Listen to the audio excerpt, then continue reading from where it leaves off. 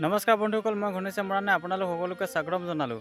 দেশ বিদেশৰ পৰা অহা পৰিভ্ৰমী চৰাইবিলাকক দুষ্কৃতিকাৰীয়ে হত্যা কৰাৰ সন্দৰ্ভত মই আলোচনা কৰিব বিচাৰিছোঁ। শীতৰ বেলিটোৰ লগত হাজাৰ হাজাৰ মাইল দূৰৰ পৰা আমাৰ এই সেউজীয়া ধৰাখনলৈ আলহী হৈ আহে এই মৰম লগা পৰিভ্ৰমী চৰাইবোৰ। কিন্তু আপুনি কেতিয়াবা ভাবিছেনে, আমাৰ দেশত অলপ আশ্ৰয় লৈ আমাৰ দেশৰ নদ নদী, খাল বিল, জলাশয় আদি শুৱনি কৰি তোলে। সিহঁতক চাবলৈ প্ৰকৃতিপ্ৰেমীসকলে ইঠাইৰ পৰা সিঠাইলৈ ঘূৰি ফুৰে। আমাৰ দেশত গঢ়ি উঠে পৰ্যটন ক্ষেত্ৰ। এই পৰিভ্ৰমী চৰাইবোৰক চাবলৈ অহা পৰ্যটকসকলৰ জৰিয়তে বহু নিবনুৱাই কৰ্ম সংস্থাপনো পায়। আমাৰ নদ নদী, খাল বিলবিলাক শুৱনি কৰি পৰ্যটক মাতি আনি আমাক উপাৰ্জনৰ পথ দিয়া এই আলহী চৰাইবোৰক আমি কি উপহাৰ দিওঁ? দুষ্কৃতিকাৰীৰ বেয়া চকু পৰে এই আলহী পক্ষীবোৰৰ ওপৰত। মাত্ৰ অলপমান মাংসৰ লোভত আৰু মঙহ বিক্ৰী কৰি পোৱা কেইটকামান লাভৰ বাবে সিহঁতে মাৰি পেলাই এই আকাশৰ মুক্ত বিহংগ আৰু আমাৰ আলহী পক্ষীবোৰক। হাজাৰ হাজাৰ মাইল দূৰৰ পৰা একেলগে জোৰ পাতি অহা চৰাইবোৰৰ এটা চৰাই মৰাৰ লগে লগে তাৰ সংগীবোৰে কান্দোন জুৰে। সেয়া শুনিলে হয়তো আমাৰো চকুপানী ওলাব।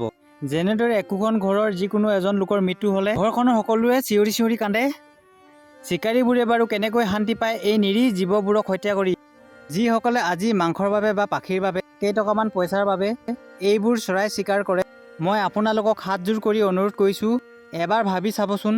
সিহঁতো আমাৰ দৰে এই প্ৰকৃতিৰ একোটি সন্তান।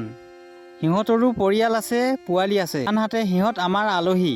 সিহঁতক চিকাৰ কৰাৰ পৰিৱৰ্তে সিহঁতক আমাৰ বন্ধু বনাই লওঁ। এইবোৰক মাৰি পোৱা সেই সামৰিক আনন্দতকৈ সিহঁতক জীয়াই ৰাখি প্ৰকৃতিৰ বুকুত উৰি ফুৰা দেখি যি মানসিক শান্তি পোৱা যায়, তাৰ তুলনাত পৃথিৱীৰ কোনো ধন সম্পদেই মূল্যৱান নহয়। চৰাই মাৰক নহয়, মৰম কৰক। পৰিভ্ৰমী চৰাইবোৰ আমাৰ অতিথি।